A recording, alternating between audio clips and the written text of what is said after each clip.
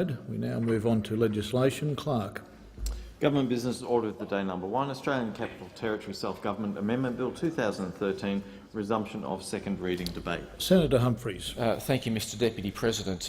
It gives me a great pleasure to rise today to support the Australian Capital Territory Self-Government Amendment Bill 2013 because it represents a reform which is frankly long overdue. This bill has the effect of patriating to the Legislative Assembly for the Australian Capital Territory the power to determine its own size. At self-government in 1989, the Commonwealth Parliament determined that the ACT Legislative Assembly, this new self-governing parliament for the territory, would consist of 17 members, making it then the smallest legislature in the Commonwealth, with the exception of a small exception of Norfolk Island. The Legislative Assembly has, of course, presided over almost now a quarter of a century of self-government for the ACT, in which period the population of the ACT has grown by approximately 100,000 people. Curiously, the provisions for the Legislative Assembly to determine its own size, or for even the people of the ACT through, say, a referendum to determine the size of their parliament, has never been clarified, never been made evident. The fact, though, Mr Deputy President, is that this is not the approach which the Commonwealth has taken with other self-governing parliaments. In 1978, the Fraser government legislated for the Northern Territory to be granted self-government, and from day one of self-government in that territory, the Parliament of the Northern Territory had the capacity to determine its own size. Strangely, a decade later, when the then Hawke government decided to grant self-government to the ACT, the same prerogative to determine its size was not granted to it. Now, I acknowledge that there is a difference in the history of the two territories which would account for that different treatment in their enacting their self-government legislation, effectively their constitutions. Self-government was warmly welcomed by the citizens of the Northern Territory in 1978. It's true to say that self-government was less warmly welcomed by the citizens of the ACT in 1989.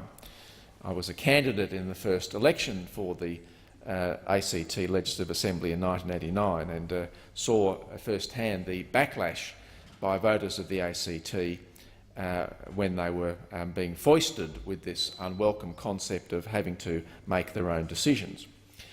And it is true to say, Mr Deputy President, that in the intervening quarter of a century that people, well, perhaps have not grown to love self-government, but certainly have become more comfortable with it, and today participate vigorously in elections for the Legislative Assembly to determine the direction of their community. And the levers that self-government presents for people to make important decisions about the direction of their community have been well and truly taken up by the citizens of this territory. But of course they've not been able, either as voters or as legislators, to be able to deal with an ongoing problem in the structure of self-government, which is the size itself of the Legislative Assembly. And having been a member of that parliament, Mr Deputy President, indeed having been a minister and indeed Chief Minister of the ACT, I can say that, in my opinion, a parliament of 17 members is too small to be functionally effective. A parliament of 17 members, particularly one elected using principles of proportional representation, will generally consist of a government with between 6 and 9 members, from which a ministry needs to be drawn, a chief minister, often a speaker, and members to populate backbench committees. I beg your pardon, backbenchers to populate membership of parliamentary committees, which are as important in that context as they are in this parliament. And with only as few as 6 members of a government, that presents very significant challenges. I appreciate that larger parliaments come at a cost, and taxpayers often resent those extra costs and wonder why they need to have larger parliaments. And I note that some parliaments in recent decades have actually reduced their size in acknowledgement of that concern by taxpayers and voters. But whatever the best arrangement for the structure of government, Mr Deputy President, that arrangement needs to be determined by the people of that political system, of that community.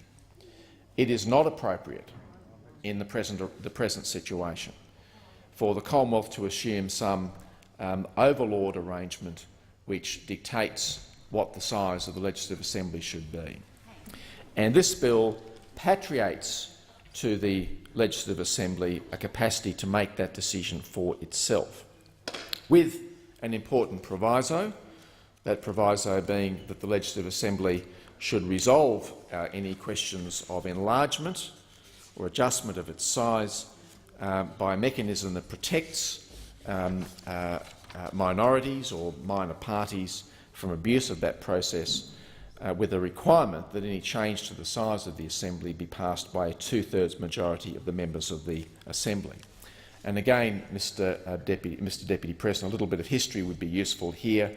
One of the obstacles, indeed the chief obstacle, to the granting of self-government to the ACT throughout the 1980s, and a number of governments made attempts to secure self-government during that time, was the argument about how members of the Legislative Assembly should be elected. It was acknowledged very early on that there was a significant problem with having single-member electorates in the ACT because, as I'm sure members and senators of this parliament will know, the ACT is a planned city and its population is very homogenous. And so there aren't starkly different areas of wealth and poverty. It's very likely that any parliament made up of single-member electorates would have quite small variations in the voting patterns of the individual seats. And if one projects onto results from Legislative Assembly elections in the past, a single-member electorate model, it is very likely that in some parliaments in the last 25 years, had that model been used, one party would have monopolised all of the seats in the Legislative Assembly. Now, to guard against that, it was felt that there needed to be a system of proportional representation, and to its credit, the Hawke government demanded that there be such a system for at least the first election for the Legislative Assembly in 1989, even though the ACT branch of the Labor Party was firmly opposed at that stage to a system of proportional representation. But with a system that could be, if it was possible to create a majority government or a very substantial majority government using an electoral system such as that based on single-member electorates, the opportunity for abuse of the process to allow for entrenchment of unfair practices by a government with that kind of power was feared, and hence I think it's appropriate in this legislation for protection to be in place to make sure that a government with a simple majority in the parliament, which I might say is not a common phenomenon in the ACT Legislative Assembly, a party with a simple majority will not be able to change the size of the Assembly based simply on the fact that they have a simple majority. Mr Deputy President, this reform arises in part out of the recommendations of Dr Alan Hawke, AC, who conducted an important review of the situation of self-government in 2011. The review was entitled "Canberra, a Capital Place," and he flagged at that stage the need for some examination of the size of the Legislative Assembly. And he indeed went on to say that, and I quote, "In light of the importance of robust and accountable democratic processes in the ACT, characterised by high standards of parliamentary debate, a legislative program covering a range of complex issues and an active Assembly committee process, and the significant underrepresentation of the citizens of the ACT, there is an overwhelming case for increasing the size of the Assembly. And I welcome that support for a process to allow that to occur, and I note that with the introduction and passage of this legislation today, that objective is being met. I might say, Mr Deputy President, that although this process is one which has produced some reform in this area, there's another important area where some further reform is required, which was also flagged in Dr Hawke's report, and that was in the area of the way the planning system of the ACT works. We have a city of 350,000 people or so, a relatively compact city, a city in which there are two separate freestanding planning systems. And if one were to take a walk from this building around the parliamentary triangle and areas adjacent thereto, there's a very good chance that one would cross several times in such a perambulation the boundaries between the areas of responsibility of the ACT government and of the federal government. And it doesn't make a great deal of sense to have a system with so many areas of friction. That system does need to be, I think, simplified. It was one of Dr Hawke's recommendations that occur. I know that the National Capital Authority and the relevant federal department have been focusing on this issue for some time, but they are, as I understand it, very far from getting these issues resolved. And I think it's important that that happen, because the city is not being planned optimally while that bifurcation of the planning responsibility remains. To conclude, Mr Deputy President, the ACT has a mature, a responsive, a stable self-government arrangement. In fact, it has one of the best democratic arrangements in the country. With a system of proportional representation, there's a high likelihood that the votes of the citizens of the ACT in election will be reflected in the make-up of the Assembly and hence the government that they achieve. And we should be proud of what it's been able to achieve in the last 25 years.